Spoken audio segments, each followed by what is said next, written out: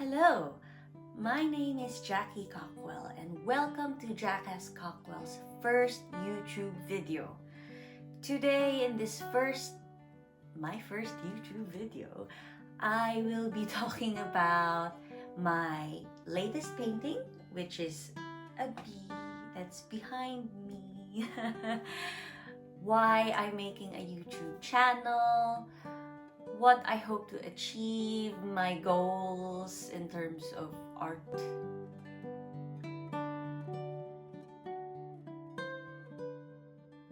So let's just get on to all of that. So I wanted to start my YouTube channel because mainly to document my art experience. You see, I want to become a full-time, successful artist, That's the dream. Honestly, not just that. I actually want to become Michelangelo. I want to become Michelangelo, who sculpts and paints ceilings and walls and all that. And I think he was pretty successful. And so, yes, I want to become a successful full-time artist, and I want to become Michelangelo at some point. I don't know. So, I've just started. I don't even have a website yet because I'm having my laptop fixed. I wanted to join an exhibition, but then I realized I do not have anything to exhibit.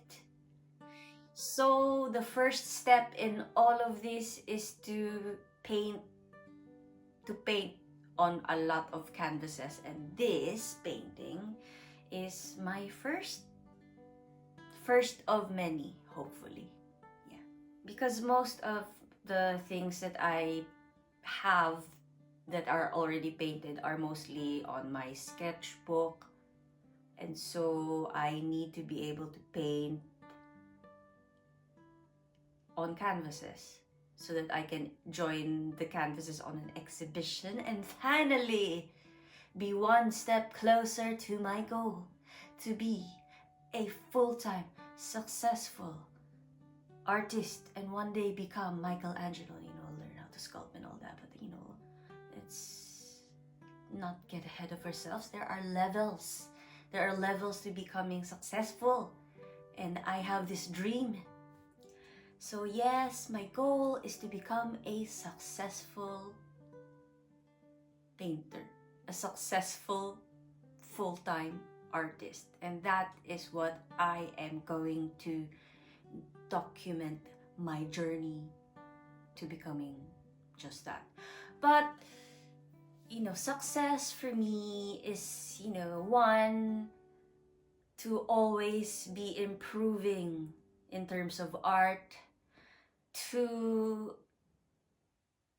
be able to sell my paintings and prints in the near future, hopefully.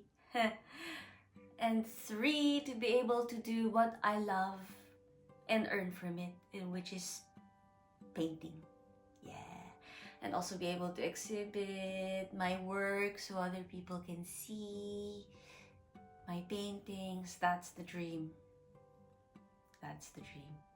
So with this YouTube channel, my goal is to be able to impart my experiences as I journey to become what I aim to achieve. Hopefully, I will be able to achieve it, in a few years' time, maybe. So before I talk about my painting, I just want to thank everyone that is watching this video right now. Thank you so much for being here. Your support will help me so much, and if you could just like and subscribe. Also, if you want to purchase any of my paintings, or maybe if you want an original painting or a commissioned piece or any of my art prints, please feel free to message me on my Instagram, Jackass Cockwell. Now to talk about my latest painting, Oborne Bee. Here she is in all her glory. In all her... Look at her. She is sitting on my new easel. Look at that, my new easel. I like it so much. It arrived yesterday. I now have my very first easel. It's one step closer to being a successful full-time artist. So yeah, the reason why I painted Oborne BB is because, well, I'm not really good at naming paintings, and since I recently moved to Oborne with my husband, this is a bee that I met when I was at our garden having a barbecue and all that, and then there was this bee flying around and I took a video of the bee. I kind of really chased after that bee, and then that video I had to take a screenshot of where the bee was, and that's why I like taking photos of animals right now, because my first series, if I'm going to be joining an exhibition one day, I would want to have like a theme. So right now my first theme would be animals that I encounter in Dorset.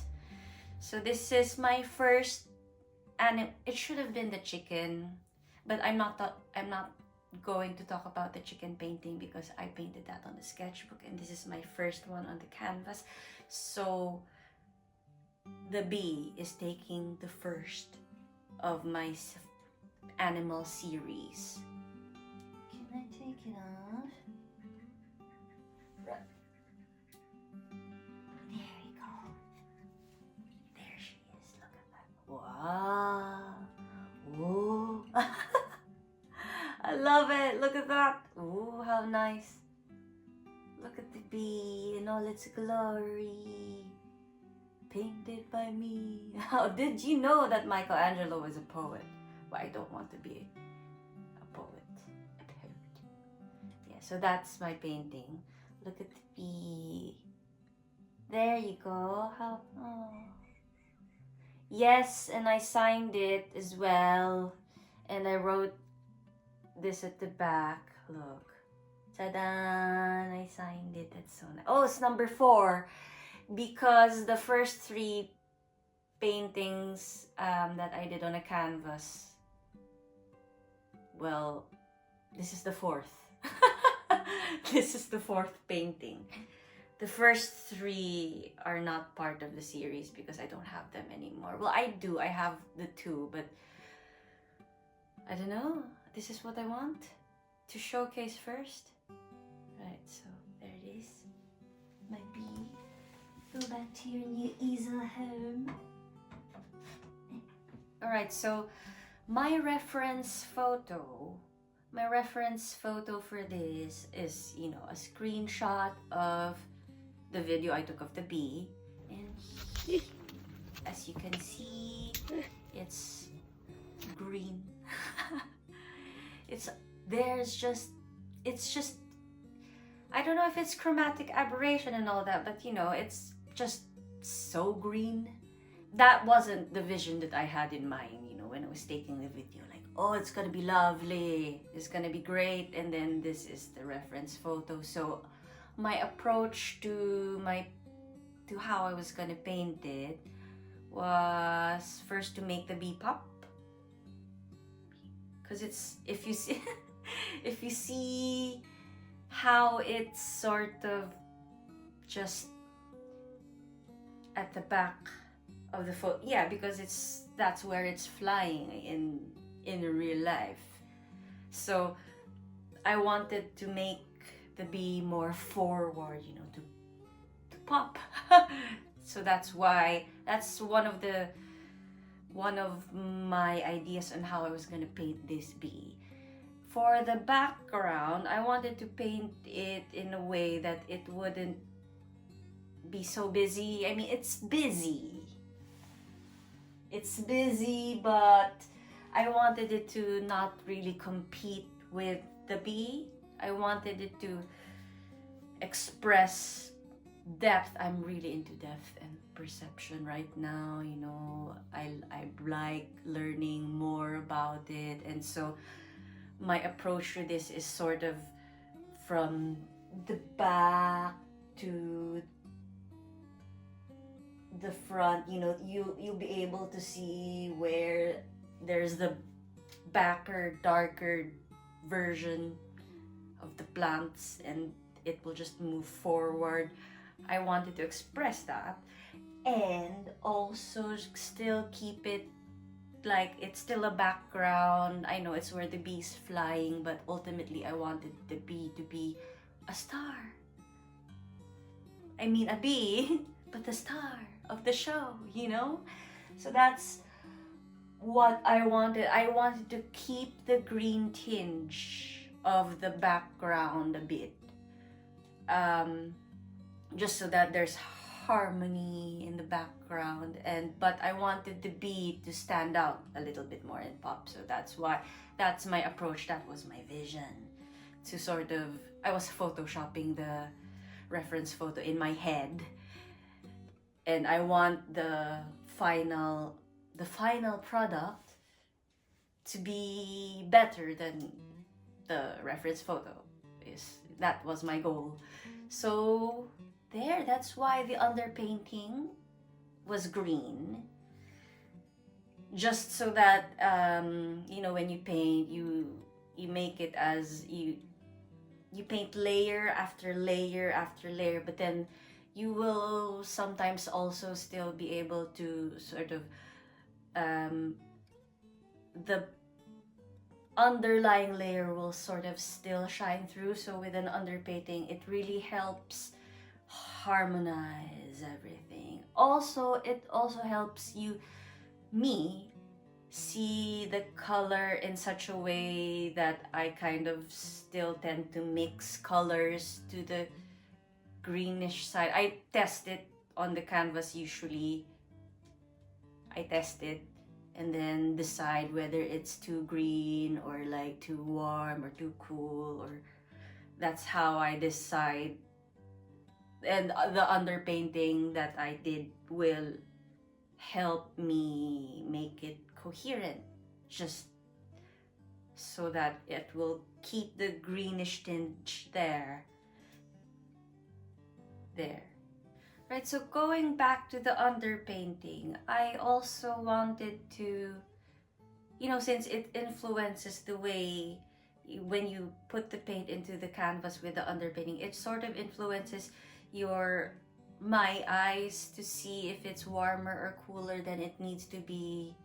And that really helps, because every artist is trying to better themselves, and I just think that this, because I really want to improve my color theory and my expression of depth and perception and all that, because I'm teaching myself. I'm a self-taught painter. So yes, that's the approach, and this underpainting really helps you see.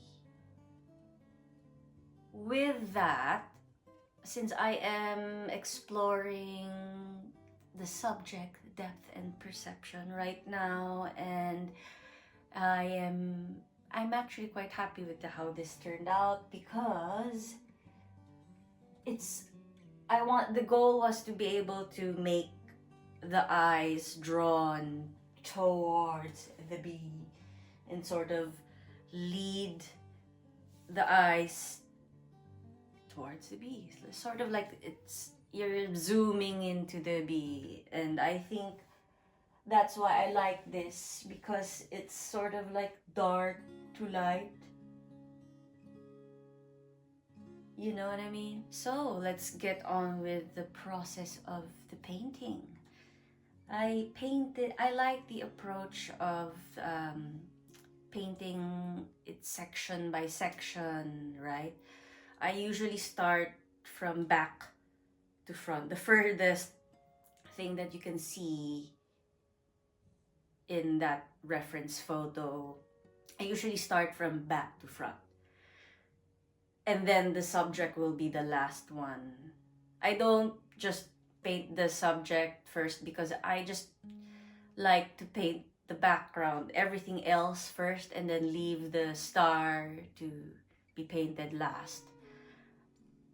That's just how I like it. And I like to be able to focus on one section because even if I'm happy with the level of how I paint right now, I still always want to be improving myself. So every section matters, like what color will be in this section.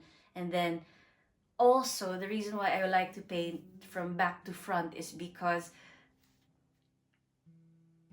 there's a relationship to where everything is placed, and I feel like I don't really use the grid method to paint. I should really try, but I'm just too lazy right now to do that. So I usually eyeball how I map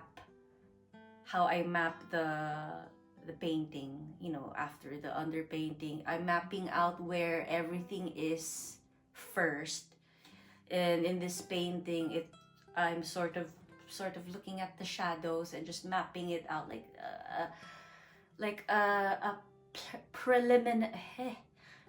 preliminary painting, like the outlines of it. So that's how I tried to, and then I will just change it as I go, as long as the rough mapping is there, if you know what I mean. So yeah, I do like to map it out roughly, and then and since my outline is sort of roughly painted, and I know I'm still going to change that, the reason why I paint in sections from back to front is just to keep the proportions sort of even proportioned.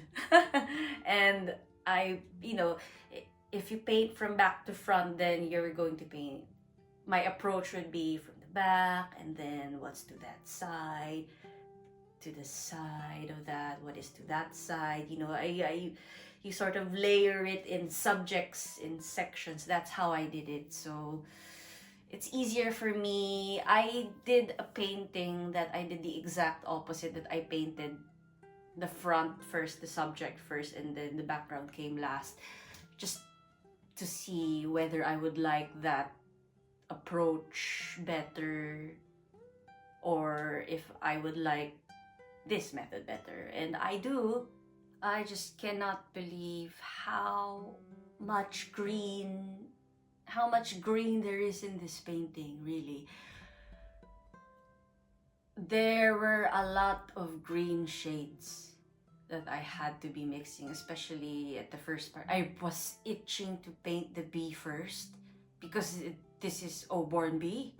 The bee is the star. But I was really patient with it.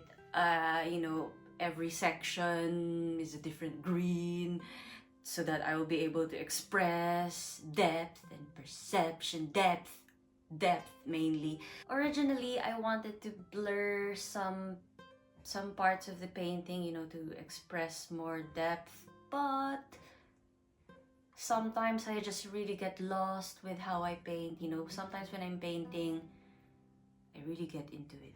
Like, sometimes I even forget. So sometimes when I paint, I start, because I like painting in the mornings, I forget to play music, and then since I'm really engrossed with how I'm painting, I just get lost into it, and I ended up not following my original plan, which is I was supposed to blur this part right here, actually. But I did not, because I just forgot. So I ended up just doing that, and I invented some colors. No, not really invented. You don't invent color. I changed some colors. I mean, a lot, just so that it looks like how I wanted it to look like. For example, is this a flower? I don't really know. The pink ones, yeah. In the original photo, it was not pink. It's not pink. Yeah. And yeah, I really like how it turned out. The bee. If you see in the reference photo how I painted the bee, I wanted the bee to be the star. So in my reference photo, you could hardly see any detail of the bee. And so I had to research a lot of the bee's anatomy so that I can create the detail for myself and then just decide on what lighting the bee should have. So I had to search a lot of bee photos and just really understand how the anatomy of the bee works, and I just sort of translated it into that, but keeping where the bee is facing, right? So, you know, I don't know how else to explain it. I wanted the bee to still face that way because the bee is facing that way in the reference photo, but there wasn't enough detail in the photo because it's not such a good photo reference. So I ended up having to understand a little bit about the anatomy of the bee, you know, not the names, just how it looks like, and just decide on how it's gonna look to be able to achieve the pose that the bee was going for. I did get carried away with the bee's wings, I mean, because if you can see, the bee, oh, there, if you can see, the bee, the wings of the bee are like shining, shimmering, splendid, right? I don't know. Maybe I just really love this painting so much, but the reason why I like this is because the wings, they're not, it's like I painted white for the highlights, but then I also painted it in like reds, in like blues, cyans, and greens, and it was so fun to paint this wing, the wings of this bee. Also the bee itself, look at the detail of that. I invented a lot of the lighting of the bee, the details of it, based on the anatomy of the bee, of how I sort of wanted the bee to look like. And also, the reason why I'm so proud of this bee is because when I was painting this Oborne bee, so when I was painting this Oborne bee, I ran out of black. And that was a problem. I bought a new one now. I actually bought a new one. I love it. I'm upgrading as I go. And so now I have a new black. I will never run out of black again. But what did that teach me accidentally? Since I ran out of black, I was forced to mix a dark color. I sort of mixed dark colors while I was, you know, hoping to achieve what color it should be, but darker. So it looks black, but it isn't because I ran out of black. So I was forced to mix darker colors to achieve what seems to be black but isn't. Also, I was forced to learn about complements and, you know, the opposite, you know, the color theory, more about color theory, which is fun because I was able to paint without black, especially this bee. This bee is when I needed black the most, and that's when I didn't have it when I painted this bee. So I was so happy about that. And aside from that, I sort of inserted a lot of reds and blues along the way that isn't part of the bee. I just wanted it to have a lot. Oh, show you. Yeah, so there. See, so it's not really black, it's more like a bluey purple, a little bit of red here and there. It's sort of, I had fun painting that part. This is the best bee I have ever painted so far. And I'm so happy about it. I'm so happy about it. And now I have an easel. I can finally paint with easels. You know, I don't have to paint with this, which is fine. I mean, with sketchbooks I will paint with this, but since I am painting on canvases right now, bye-bye. So that is everything that you need to know about this painting, and now I will leave you guys to watch the rest of this time-lapse video, and I will see you after.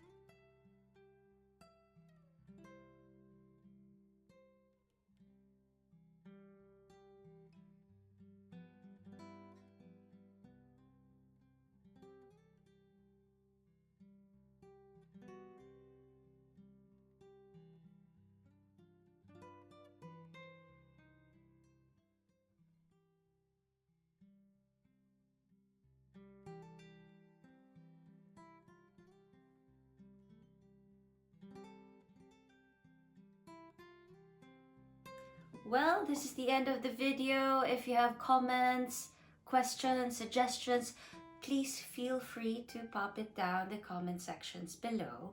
Thank you so much for watching, and please do not forget to like and subscribe. It will help me so much. I am forever grateful. Thank you so much.